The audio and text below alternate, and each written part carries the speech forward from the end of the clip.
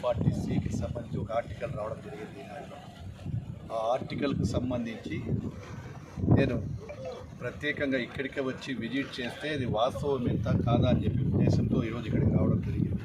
ఇక్కడ చూసిన తర్వాత ఈ యొక్క NHIకి సంబంధించిన అనేకమంది ప్రణాళికలలో భాగంగా ఏ స్ట్రెంత్ వాడాలి, ఏ విధంగా మెటీరియల్ తీసుకోవాలి, ఎటువంటి చేయాలని చెప్పేటువంటి డిజైన్లు ఇస్తారు.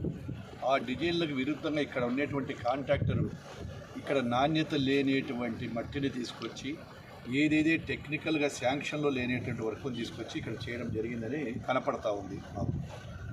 దానివలన వేల కోట్ల రూపాయలు ఖర్చులు పెట్టి నేషనల్ హైవేను చేసి అదేవిధంగా సెంట్రల్ గవర్నమెంట్ అటు స్టేట్ గవర్నమెంట్ R&B ద్వారా రూరల్ మా యొక్క రోడ్ అండ్ డెవలప్మెంట్ ఆఫీసర్ ద్వారా ఎంతో ప్రతిష్టాత్మకంగా తీసుకునే ఈ యొక్క పనులను నాణ్యత లేకుండా కాంట్రాక్టర్లు గతంలో కూడా ఈ కాంట్రాక్టరే నాణ్యత లేని పనులు చేయడం జరిగింది.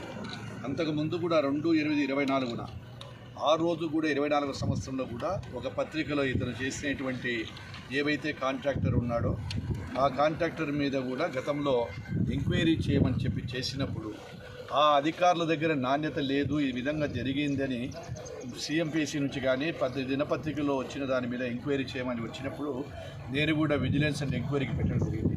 మరి ఏం జరిగిందో తెలియదు కానీ ఆ విజిలెన్స్ ఎంక్వైరీ రిపోర్ట్ ఇప్పటి వరకు కూడా కనుమరుగైపోయింది. అంటే తన యొక్క వాళ్ళు ఈ ఎనక ఎవరు నడిపిస్తున్నారో కూడా మాకు తెలియదు. ఏది ఏమైనా నాణ్యత లేని రోడ్లను ఎవరు ఎంత పెద్దవారైనా కఠినంగా శిక్షించాలని గౌరవ ముఖ్యమంత్రి గారు R&B డిపార్ట్మెంట్కు ఆదేశాలు ఇవ్వడం జరిగింది. నాణ్యత ముఖ్యం మాకందరికంటే. ఎందుకంటే ప్రజా సొమ్ము ఇది, ప్రజల సొమ్మును దుర్వినియోగం చేసి, ఎందుకంటే ప్రజలంతా కూడా ట్యాక్స్ కడుతున్నారు.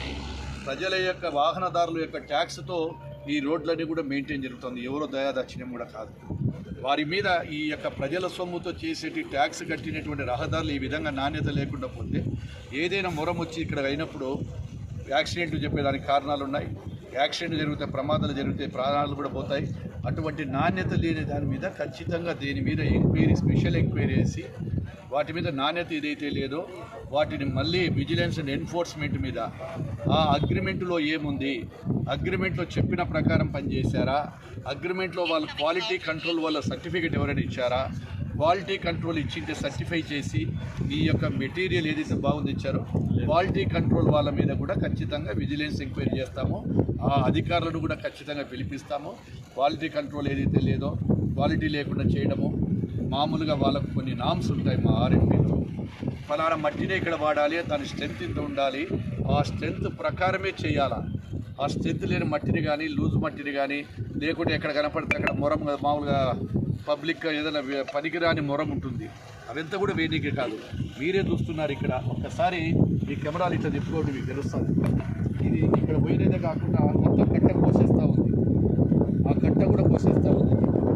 ఆ కట్ట కోసినప్పుడు ఇది కట్ట తెగుతూ ఎంత దూరం పోతుంది. అది ఈ నాణ్యత లేని పని వల్ల ప్రజలకు కూడా ఇబ్బందులు అవుతాయి, ప్రజల సొమ్ము దుర్వినియోగం అవుతుంది.